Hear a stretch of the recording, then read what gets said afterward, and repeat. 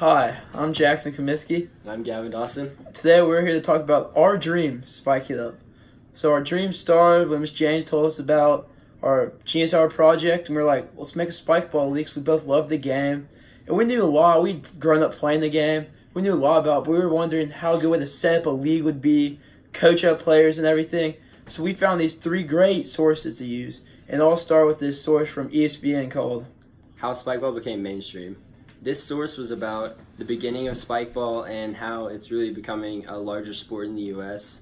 And it now has over 4 million active players and it's still growing. This article shows that Spikeball isn't a complicated game. It's basically volleyball but with a circular net and players play around it with no boundaries. This has really helped us find a way to put Spikeball, our league, out there. Because this showed how Spikeball all started and how their tactics get their name out there and their brand out there. And we took the information they use to get their stuff out there, and we were like, let's use this to get our league out there.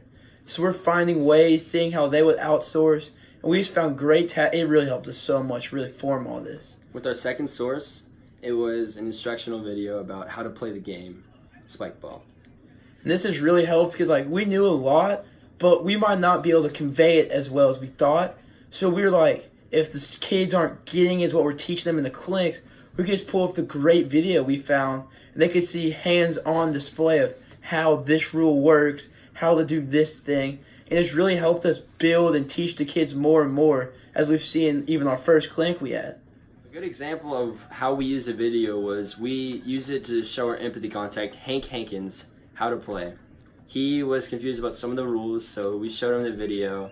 And it's a very short video too, so he didn't lose focus during the video. He stayed, watched the whole thing. And this kind of helped us show him, more importantly, how to play. And this is important because we'll have a lot of younger kids there, so we will need to show all of them how to play. Instead of teaching them one by one, they can watch the video themselves. Now, for our third source, it was an article about what makes a good coach. Yeah, and this has really helped us because we knew going into this, we're not coaches or anything, so let this show how other coaches are passing on their knowledge of their strategies for good coaching. So it was talking about how it's not about our game, it's about the kids' game, how we need to see things through their eyes, and really we're trying to say stuff, we just need to get to their level because they don't know as much as we do. So it was told us how we need to think like the kid. And so imagine they have short attention spans. It helps them with when you show them more than tell them. And this really helped us get closer to the kids. And after this reading the article and everything, we learned all this and used this stuff just in our first clinic. And from the article, we also learned that more specifically about being a coach, you need to teach them life skills that'll help them later on in life. And not just things just about the sport.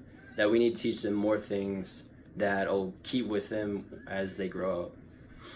Yeah, because the big picture is they'll play the game and love it, but it's really about the bigger lessons in life, like not cheating and knowing how to really play the game, not trying to lie.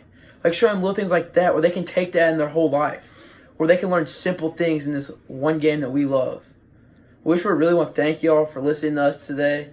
And please, if you know anyone that would love to play and Spike It Up, just contact us.